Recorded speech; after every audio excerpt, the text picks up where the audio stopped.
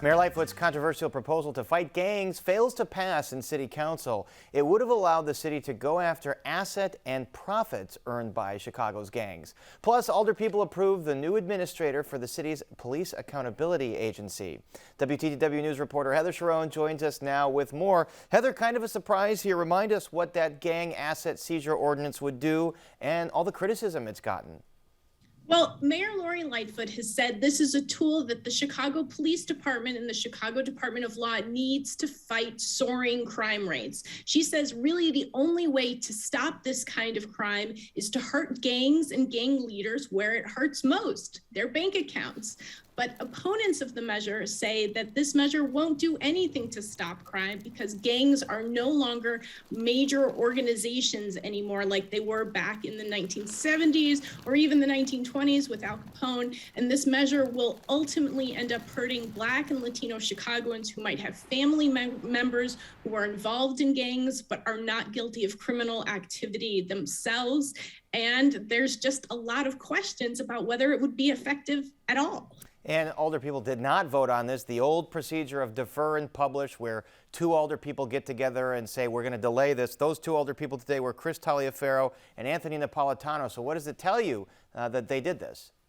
Well, both Alderman Napolitano and Alderman Taliaferro are close allies of the mayor. So the fact that they moved to prevent a vote today tells me that Mayor Lightfoot did not have the 25 votes that she needed to get it passed today. Now, I asked her about that and she disputed that. She said, no, they made a decision to put off the vote so they could educate more alderpeople about what this measure would do. But this is a proposal that's been around since September, and I'm not clear what isn't clear about this measure. You either are for it or against it. And it's clear that in politics, you know this as well as I do, Perry. If you have the votes, you vote. If you don't, you try again another time. I was going to say, if they had the votes, they certainly would not want to delay that. They'd want to get that done. All right, City Council also approved Andrea Kirsten as administrator of the Civilian Office of Police Accountability. And here's a clip from Alderperson Maria Haddon making her case for Kirsten during today's debate.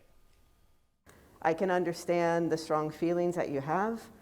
I wish that those feelings extended to the lives of Black residents in the city, as some of those same colleagues who've been so vocal are the same people who DMP'd a settlement. If you want law and order, if you want consistency, if you want accountability, we need it from all of us.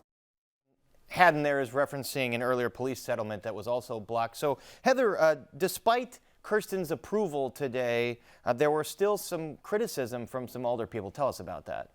There sure was. 14 alderpeople voted against confirming her to lead COPA, which is the agency charged with investigating police misconduct. And this nomination really sort of ran aground amid the release of a report that recommended that slain officer Ella French be disciplined for her role in the botched raid of Anjanette Young's home back in February 2019. Now, this report was put together before Ella French was shot to death during a traffic stop, but it was released months after her death, and it really upset a lot of alderpeople who thought that it besmirched Ella French's legacy and hurt her family that was already mourning. Now, Andrea Kirsten said she had no choice but to release this report as it was written, and that is the argument that carried the day today.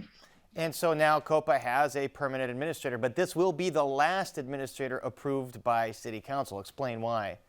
That's right. Pretty soon, a new oversight board is going to take effect of members of the Chicago community, and it will be up to that board to pick the next head of COPA. That will no longer be up to the City Council. All right, Heather, and what are some of the big things that Kirsten has ahead of her with COPA? Well, she has a huge amount of work ahead of her. She is intimately involved in the effort to get the Chicago Police Department to comply with a federal court order that reforms the way the department operates to ensure that it protects the constitutional rights of Chicagoans. She's also involved in sort of helping to clear a backlog of cases. Now, she's made a lot of progress in that in recent months, but there's still a number of cases that are lingering out there, including the shooting death of 13-year-old Adam Toledo. All right, so a permanent administrator for COPA, but we should mention still no permanent inspector general. Maybe we should put like a counter, X many days since Chicago's had a permanent inspector general. All right, Heather, thanks very much. And Thanks, Barrett. Yep, you bet. And we'll see you again later in the program with the rest of our Spotlight Politics team. And you can read Heather's full story on our website, WTTW.com/news. And on a programming note, make sure to join us tomorrow evening for a one-on-one with the new head of COPA, Andrea Kirsten.